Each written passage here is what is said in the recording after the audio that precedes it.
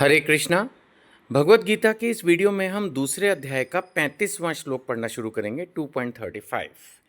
ये पिछला श्लोक है 34, जिसमें हमने ये बात की थी कि सम्मानित व्यक्तियों के लिए अपयश तो मृत्यु से भी बढ़कर है। भगवान ने कहा था अगर तुम युद्ध छोड़ के भागे तो लोग तुम्हारे बारे में गलत ही सोचेंगे। 35वें श्लोक में भी भगवान वही बात कर रहे हैं। जिन जिन महायोद्धाओं ने तुम्हारे नाम तथा यश को सम्मान दिया है, ऑब्वियसली भाई वर्ल्ड के सबसे, पूरी दुनिया के सबसे मजबूत योद्धा को सम्मान तो मिलता ही था। तो जिन जिन महायोद्धाओं ने तुम्हारे नाम तथा यश को सम्मान दिया है वे सोचेंगे क्या कि तुमने डर के मारे युद्ध भूमि छोड़ दी। अब हर किसी को थोड़ी पता कि तुम्हें अचानक भीष्म पितामह से प्रेम हो गया, गुरु द्रोण से हो गया, वो ठीक है, वो तो पहले से ही था। बट आपने इस ग्राउंड पर कि भाई जो है पारिवारिक कल्याण कार्य, सामाजिक कल्याण कार्य बंद हो जाएंगे या वांछित संतानें हो जाएंगी, वो जो फर्स्ट चैप्टर में बातें थी, आपने उन लॉजिक्स को सोचकर छोड़ दिया। ये कहाँ किसी को पता चलता है। अब जैसे कई बार अखबार में आ जाता है किसी बड़ी पोस्ट के व्यक्ति को, किसी कंपनी के सीईओ या कोई बहुत बड़ा व्यक्ति है किसी भी पोस्ट पे अचानक रिजाइन कर देता है, लोगों को बस इतना ही पता चलता है कि वो चला गया छोड़ के, लेकिन ये नहीं पता चलता क्यों।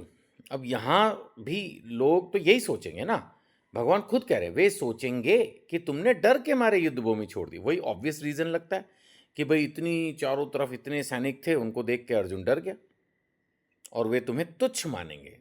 छोटा 36 श्लोक।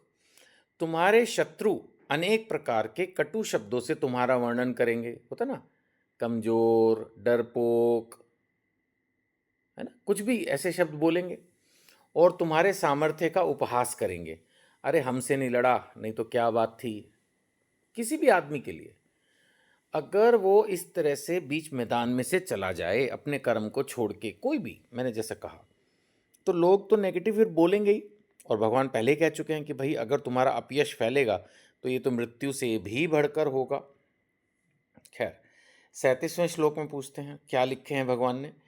फिर कह रहे हैं कुंती पुत्र, यदि तुम युद्ध में मारे जाओगे तो स्वर्ग प्राप्त करोगे। ये बात भी पहले भगवान ने कही थी कि युद्ध के समय में स्वर्ग के द्वार खुल जाते हैं, लड़ो और एटलीस्ट स्वर्ग प्राप्त करो। तो यहाँ भगवान फिर कह रहे हैं यदि तुम युद्ध में मारे जाओगे तो स्वर्ग प्राप्त करोगे और जीत गए तो पृथ्वी का साम्राज्य भोगोगे। यानी भगवान अर्जुन को मोटिवेट कर रहे हैं युद्ध करने के लिए और ये समझाने की कोशिश कर रहे हैं कि दोनों ही सिचुएशंस में तुम्हारी जीत है।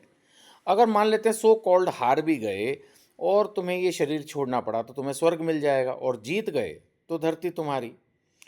इसलिए दृढ़ संकल्प करके खड़े हो। संकल्प भी हो तो दृढ़ हो। हमारे अंदर भी यही कमी है कि हमारे जो संकल्प होते हैं वो दृढ़ नहीं होते। हम सोच लेते हैं, फिर 2 4 6 घंटे में हार मान के लगता है यार कुछ नहीं होगा, छोड़ दो। Bhagavad Gita time and again हमको ये गाइडेंस देगी कि जो भी संकल्प हो वो दृढ़ हो, मजबूत हो, तब तो उसमें कुछ फल यानी कुछ रिजल्ट निकलेगा। इसलिए भगवान कह रहे हैं दृढ़ संकल्प करके खड़े हो जाओ और युद्ध करो। क्लियर इंस्ट्रक्शन है। 38वें श्लोक में भगवान कह रहे हैं, बहुत इंपॉर्टेंट श्लोक है, बहुत इंपॉर्टेंट श्लोक है, कि तुम सुख या दुख, हानि या लाभ, विजय पराजय का विचार किए बिना युद्ध के लिए युद्ध करो। यानी युद्ध के लिए युद्ध करो माने अपना कर्म समझ के कर्म करो। ऐसा करने पर तुम्हें कोई पाप नहीं लगेगा। पाप तो लगना ही नहीं है जी। अब अगर कोई भारतीय सैनिक युद्ध के समय अपने किसी भी शत्रु को मार दे तो उसको कोई वो थोड़ी है कि हाँ जी आपने मार दिया, वो तो मारने के लिए तो है। तो पाप का तो प्रश्न ही नहीं है। जब धर्म युद्ध है, स्वयं भगवान खड़े हैं और बार बार बोल रहे हैं खड़े हो जा, युद्ध कर, तो पाप का तो प्रश्न ही नहीं है। क्या पाप क्या पुण्य। जब भगवान ने स्वयं अगर कोई इंस्ट्रक्शन डायरेक्ट दे दी उसके बाद भी अगर हम उसको ना करें तो रादर वही पाप है। तो इसलिए भगवान ने पहले ही कह दिया कि तुम युद्ध करो, तुम्हें कोई पाप नहीं लगेगा। और उन्होंने साफ साफ बोल दिया, ये हमारे लिए भी है कि हमें अपने कर्म पे ध्यान देना चाहिए। सुख या दुख के बारे में नहीं सोचना चाहिए, हानि या लाभ के बारे में नहीं सोचना चाहिए, विजय या पराजय का विचार नहीं करना चाहिए। एक्चुअली ये विचार क्यों नहीं करना चाहिए। कोई आदमी कहे जी ये क्या बात हुई। हम जब कोई काम करेंगे तो सोचेंगे ना कि जीत होगी कि हार होगी। इसलिए कि आपके हाथ में कर्म है, कर्म करो, उसका रिजल्ट आपके हाथ में नहीं है। आप सोचते भी रहो, सपोज आपने एक एग्जाम दिया, अब उसमें कितने मार्क्स आएंगे बेशक आप चाहो तो सोचते रहो, लेकिन सोचने का कोई फायदा है नहीं।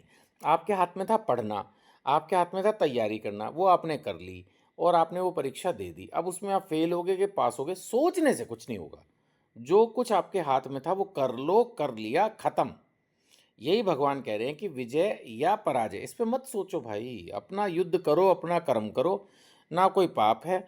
सुख दुख लाभ हानि ये सब चीज़ें द्वंद्व हैं, दो हिस्से हैं एक ही चीज़ के, इनके ऊपर फोकस मत करो।